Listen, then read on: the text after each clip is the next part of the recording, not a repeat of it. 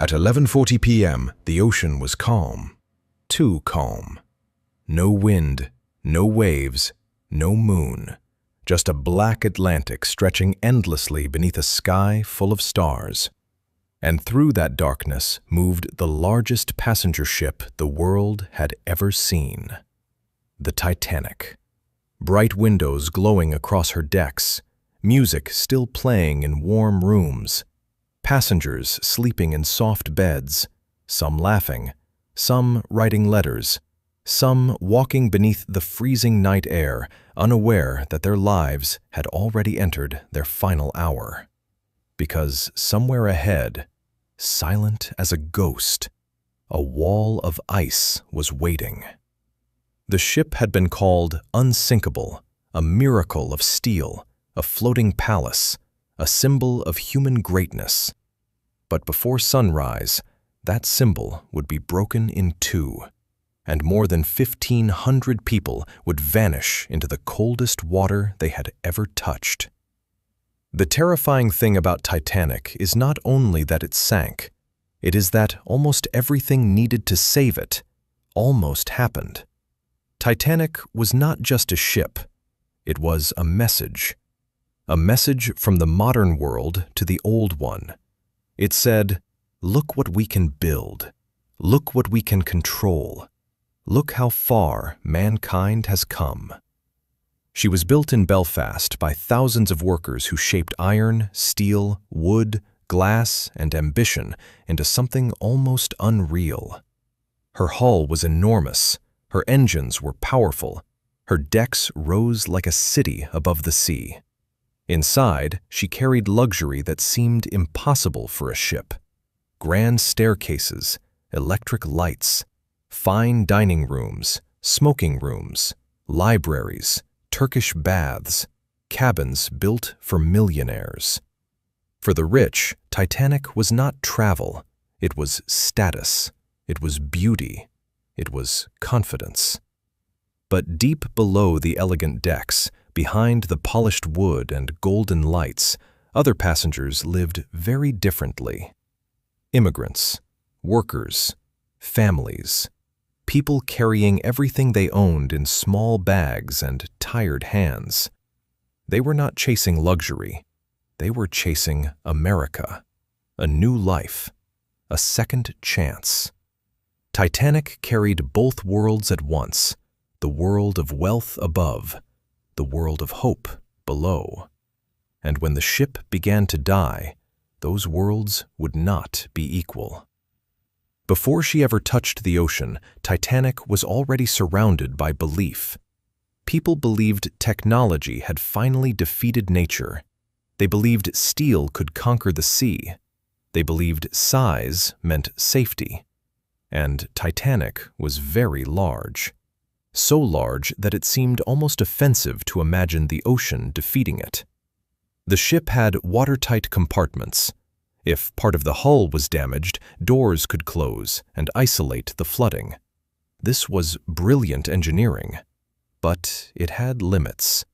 And limits are dangerous when people forget they exist. Titanic did not have enough lifeboats for everyone on board. Not because no one could count, not because space was impossible, but because disaster on that scale felt unthinkable. Too many lifeboats looked ugly. Too many lifeboats seemed unnecessary. After all, why prepare for the death of a ship that people believed could not die? That is where tragedy often begins, not with evil, but with confidence. On April 10, 1912, Titanic left Southampton. Crowds gathered to watch. Flags moved in the wind.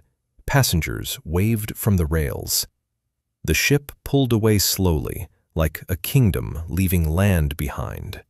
To many, it must have felt like the beginning of a dream. No one standing there could have known they were watching a funeral depart. Titanic crossed the Channel, stopped in France, then Ireland, and finally turned west toward the Atlantic, toward New York, toward the future. For several days, life on board continued beautifully. The rich dressed for dinner. Children explored corridors. Stewards carried trays. Engines pulsed deep below like a great metal heart. Every hour, Titanic moved farther from Europe, farther from help, farther into the cold waters of the North Atlantic. Then came the ice warnings. Other ships sent messages. Ice ahead, ice fields, icebergs, dangerous conditions. The warnings reached Titanic. Some were passed to the bridge. Some were delayed. Some were treated like routine information. Because the night was clear, the sea looked peaceful, and Titanic was moving fast.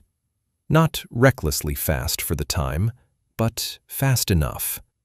The ship was trying to keep schedule, trying to prove herself, trying to arrive in New York with confidence intact. That is the cruel thing about the sea. It does not care about schedules. It does not care about pride.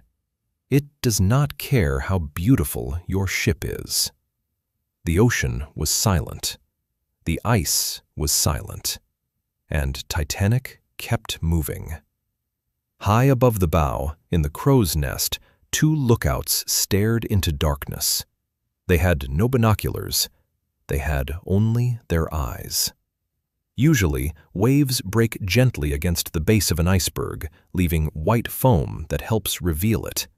But that night, the sea was too calm. No moonlight, no breaking waves, no warning shimmer, just blackness against blackness. Then, suddenly, a shape appeared. Dark, huge, close. One lookout rang the bell 3 times. Then he grabbed the telephone and spoke the words that would become immortal. "Iceberg right ahead." On the bridge, orders were shouted. The engines were reversed. The wheel turned. The ship began to swing. For one long moment, it seemed as if Titanic might survive. The bow missed the iceberg, but the side did not. Ice scraped along the hull beneath the waterline. Not a dramatic crash, not an explosion, just a long, grinding wound, a quiet cut in the dark. And that quiet cut killed the ship. At first, many passengers felt almost nothing. Some heard a vibration, some felt a shudder, some joked about it. A few went outside and picked pieces of ice from the deck. The ship still looked alive. The lights still glowed. The music still played. The engines stopped. But the silence did not yet feel like death. Deep below, the truth was different. Water was rushing in.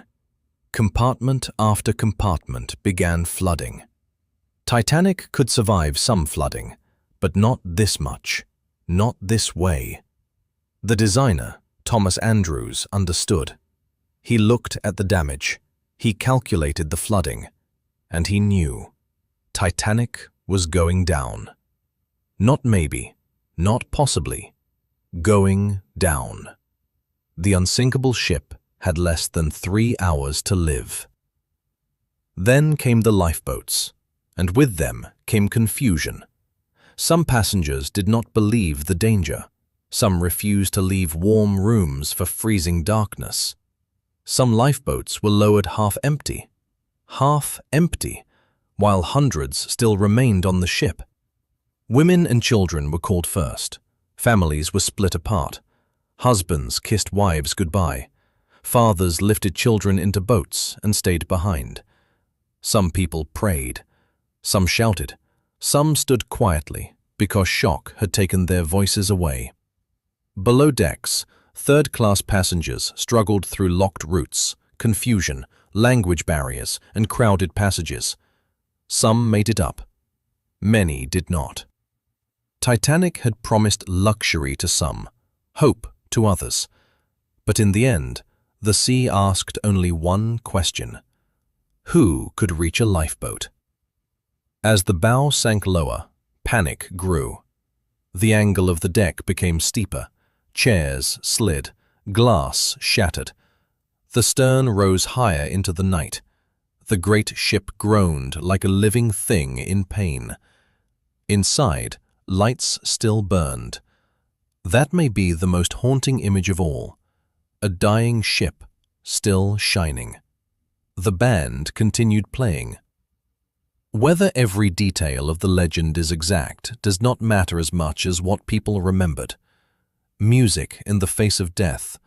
A final attempt to keep human dignity while the ocean climbed higher.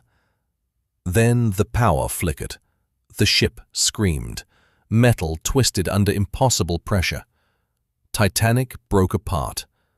The stern lifted into the sky. For a moment, the largest ship in the world stood almost vertical beneath the stars. Then it disappeared. The water was freezing, not cold. Freezing. Cold enough to steal breath.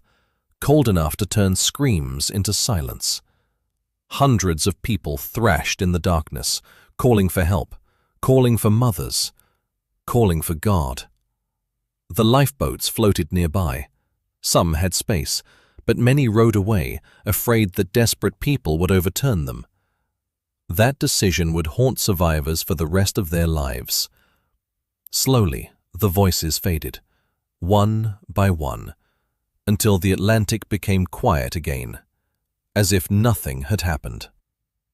When the rescue ship Carpathia arrived, it found lifeboats drifting on a black sea. People wrapped in blankets, faces empty with shock, children without fathers, wives without husbands. The survivors were carried toward New York, but something had changed forever. The world that had believed so strongly in machines, speed, steel, and human certainty had been wounded. Titanic was more than a disaster. It was a warning that progress without humility becomes arrogance, that beauty can hide weakness, that confidence can become blindness. Today, Titanic rests on the ocean floor, broken, silent, far below sunlight. Her grand staircase is gone. Her decks are collapsing. Her name is covered in rust. But the story remains alive, because it is not really about a ship. It is about people who believed they were safe, people who went to dinner, people who wrote letters, people who slept, people who dreamed of America, people who trusted steel more than the sea. And perhaps that is why Titanic still haunts us, because every age builds something it believes cannot fail. A ship, an empire, a system, a dream. And history waits patiently to remind us, nothing made by human hands is unsinkable.